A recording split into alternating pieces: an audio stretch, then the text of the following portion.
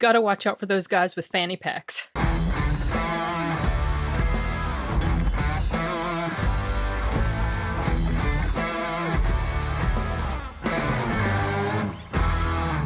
So, tonight I went to see Everything Everywhere All at Once. I remember when I saw the trailer for this, I was like, what the heck did I just watch? It was crazy. And let me tell you that the movie itself is just as crazy and insane and over the top and ridiculous as the trailer, in a good way.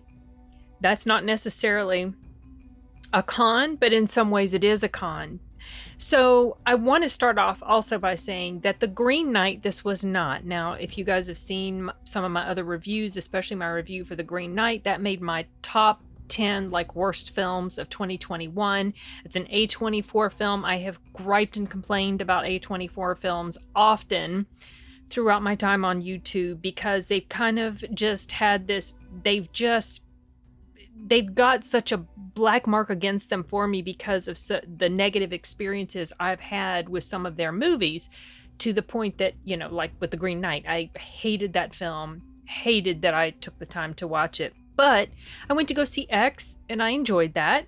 And I took a chance on Everything Everywhere All at Once. I saw that the audience was in love with it for the most part. The critics, yes, they were over the moon, ecstatic about it. And I think I'm going to say that I'm kind of in the middle of audience and critic reviews. Both seem to love this film equally. I'm not in love with this movie, though it certainly has plenty of. I did enjoy it. It was a great experience in the theater. The viewing experience on the big screen was great. Not necessarily because the big screen made it so much better, but the crowd was really into it. There were several moments of laugh out loud, huge, audience laughter. I was one of them because some of the scenes were just so crazy. I was like, oh my gosh, what the heck? But there were also, surprisingly, several heartfelt moments of tenderness and sadness and, moments that really clutched at you. I mean, your heartstrings, your throat got you right in the feels. And I had that experience as well. There was a guy to my right, and I was up all the way on the back row, so I don't know what was going on below me, but the guy to my left, when something happened in the movie that was he started sobbing out loud, loud sobbing.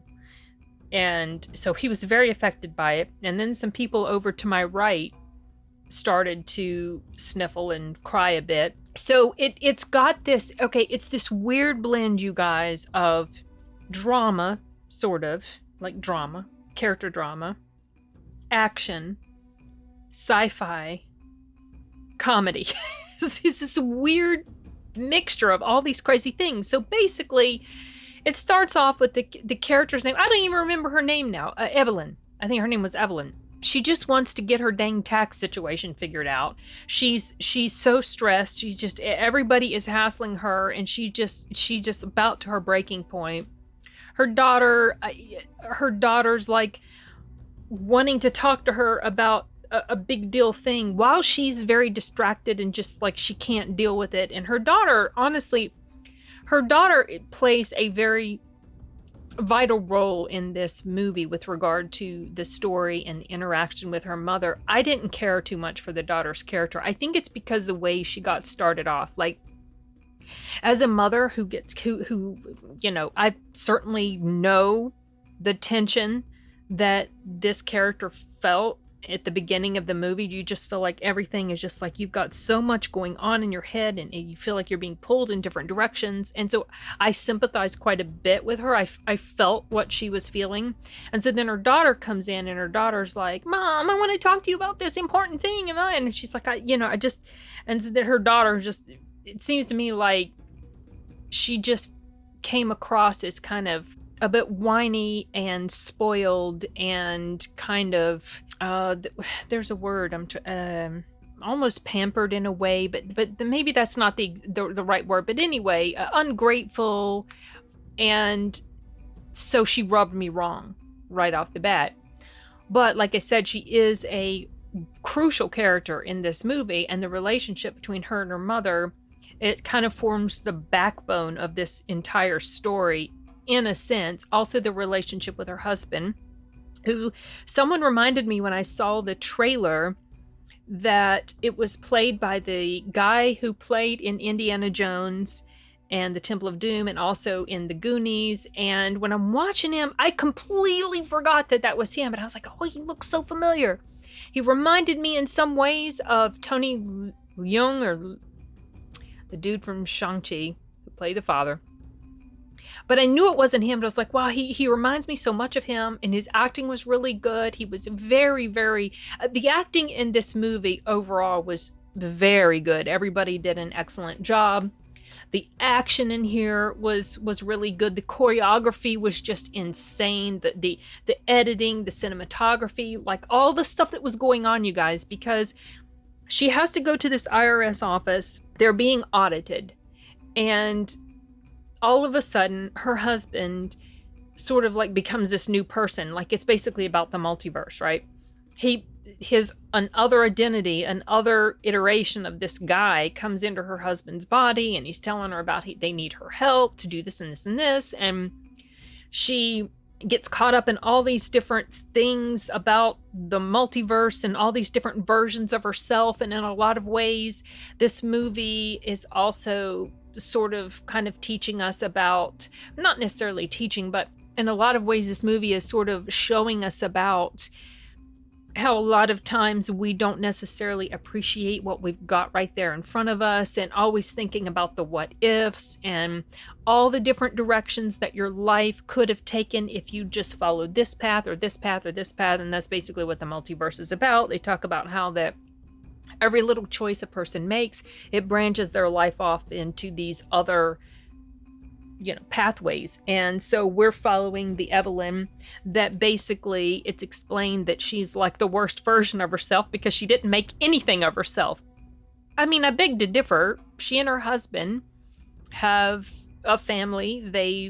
They're operating this laundromat. It might not be the most successful, but they're their own bosses. So, but it's kind of like presented in such a way that she hates her life. She feels like the drudgery of just all the pressure on her.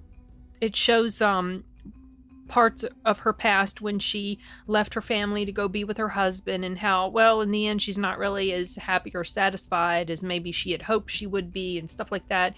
And it also explores the different avenues that her other versions of herself took. And there are many times where the other versions of herself are jumping in and out of her current version, because that Evelyn, like current Evelyn, is the one that we're with most of the time. And it's just so crazy, the stuff that happens. So on top of the fact that she's got all these different versions that are jumping in and out of her current version, everybody else around her too has all these different versions that are being inhabited by other versions elsewhere. It's just so mind-blowing, y'all.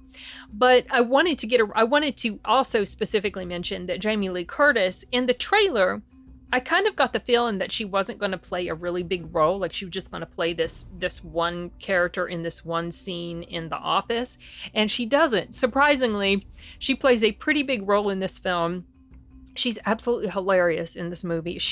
You can tell she is having the time of her life playing this role that she's in. Oh my gosh. There are so many comedic moments involving her, and and a lot of physical comedy too that went into this role for pretty much everyone involved in the movie. And the fanny pack scene, you will know what I'm talking about when you get to it. It's amazing. I loved it. But getting into the meat of what this is about, I honestly almost feel like this movie doesn't seem to know what it really wants to be about. There's all these different messages that are woven in that are quite touching and not necessarily profound, but just kind of showing you things or demonstrating things that probably everybody has experienced in their own life. Things like, or most people, a mother's love, the bond between a mother and her child, the importance of being content with life, even the little things in life that don't seem like they're that important, but maybe in the long run, those little things, they really are one of the best things about life in general, and having a greater appreciation for those around us, the infinite possibilities of our lives, the different directions that our lives can take, and thinking about the what ifs, but being content with what we have, stuff like that. Also, it touches in a lot of ways too on the feelings of the meaningless of life, sort of like the nihilistic type of attitude. Well, what's the whole point? What's the purpose? Sort of veers into that darker kind of territory that probably a lot of people, most people, I would expect, are familiar with. That sort of those sorts of thoughts that can come to a lot of people. So while there's tons of comedy, there's also a lot of serious themes that kind of balance it out. It really felt primarily like a comedy though, but there were certainly the darker elements or the more serious elements that just kind of kept dragging you back away from the laughter, but then you'd be snapped right back into the laughter. It was a lot of levity in this movie, and I felt like Michelle Yeoh did an excellent job in the role. She's very comedic. Everybody in here was quite comedic. And also, something else that I appreciated about this film is that this was another original type of story. We complain, like I've said in some of my other reviews, about the fact that there's not a lot of original storytelling going on in Hollywood or in the entertainment industry, but this one was original. It was definitely different. At the same time, there were also, we hear talk a lot about, diversity that people want in movies, but a lot of times when they have these diversity things going on, it ends up that basically what is generally happening is that they are forcing diversity into a story or a situation where it's not warranted, it's not necessary, like doing gender swaps, doing race swaps on established characters, and it pisses a lot of fans off. And then people talk about, well, the fans are toxic. Well, no, they're not. They don't like being disrespected, and when you've got material that's changed so much, like what's been going on, especially in the past 5-10 years, it really feels like it's just like this momentum or this concerted effort to change as much of original material as possible, disrespect fans as much as possible. But in the case of a story like this is diversity, but it feels like something that is happening organically. It doesn't feel like it's necessarily something that's shoehorned in or agenda driven. And it's a story told from a perspective of an immigrant family. And yet at the same time, you can identify with all these people because they're humans just like the rest of us. We understand her struggles. We understand her sadness and her frustration and her confusion and her anger. And so it just makes her and her family so identifiable, because the human condition that so many of us all can identify with. And so in that respect, I thought this was very well done. So now I'm going to kind of start talking about things that were in the con territory for me. And fortunately, it's not a huge list of cons, but these are the sorts of things that kept me from feeling as enamored with this movie as so many people seem to be. Like I said, I certainly did not hate this film, but I just wasn't in love with it. And these are parts of the reasons why.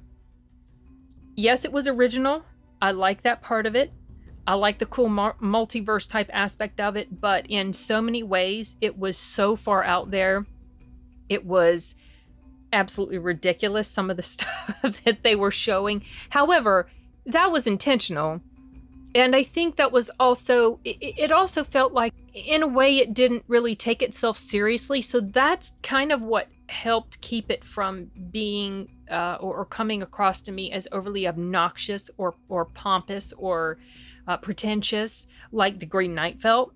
This movie didn't, it was serious in nature in a lot of ways, because it had this serious sort of theme or issues that it was talking about, but at the same time it didn't take itself seriously in the execution of this story.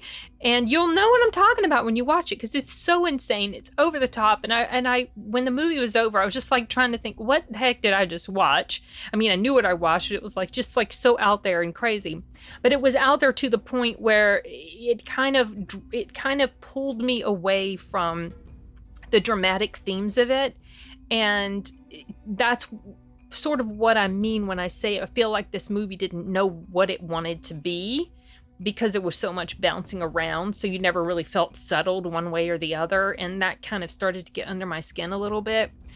And another thing is that it was a bit on the long side. It was, the runtime for this is right around 2 hours and 20 minutes. Obviously, credits take up probably about 5 to 10 minutes of that, so more than 2 hours, and it felt like it was a bit long. So when I was done with this film, and I'm thinking to myself, well, I don't hate it. It's not The Green Knight, definitely not Moonfall. But I started to think to myself, well, I wonder about the audience scores. Now, the audience scores and the critic scores are roughly the same-ish, like let's see on Rotten Tomatoes. But I'm wondering how much of the audience score stems from a true enjoyment from the audience, or the fact that there's been so much buzz generated about it and so many people are like wanting to sort of be in the same group of excited people that really love this film, and, you know, kind of like a bandwagon type thing. I wonder. I guess we'll see as time goes on. Honestly, this film doesn't have enough cons in it that I think is going to drag the score way down, but there certainly are going to be people who watch this movie and are like, what the hell am I looking at? This is so insane. This is too insane for me to enjoy. I get why people might feel that way. I also get why a lot of people enjoy it, but best film ever type of thing? No, not really for me. I could watch this again, but this is definitely not something that I would want to see over and over and over again. But certainly it was an enjoyable-ish viewing experience, and really the quality of the acting, the technical quality of what went into making this film, and Michelle Yeoh's performance is outstanding. She's very comedic, she can be very dramatic, and her physicality in here is just over the top. Of course, we knew that about her already because of her, you know, her history in filmmaking, and just the sweetness of the character who plays her husband. He is such a, like, the character he plays is so, it's like, oh, you know, he's so sweet, and at the same time you do get the sense that her character just doesn't appreciate him as much as maybe she should, and along the way she learns lessons about stuff like that. So I feel like this is certainly worth a view for everybody. And it's not going to be for everybody for sure, but I think that the quality of it is enough that it warrants checking it out at least. I'm not so sure that this is something that definitely has to be viewed on the big screen, though I do feel like big screen experiences are the best. But I think it would translate quite well on the small screen. So anyway, it just became more widely released in our, you know, in the US, and in our area it finally hit our screens this weekend, so that's why I went to go see it. I decided to go see that instead of Triple R. There's also some other films that are going to be coming out that have already come out that I'd like to see. I'm going to go see Sonic at some point. What's the other one? Oh shoot, I'm really toying with the idea of seeing The Northman, but I think that comes out the same time that the Nick Cage movie comes out, so I'm going to go see the Nick Cage one first. The Unbearable weight of massive talent or something like that. Anyway, so those are my sort of rambly, disjointed thoughts about Everything Everywhere All at Once. This movie did feel like it was everywhere, and it was about everything all at once.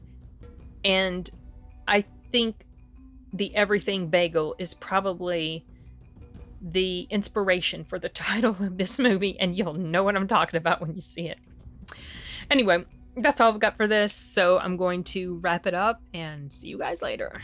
Adios.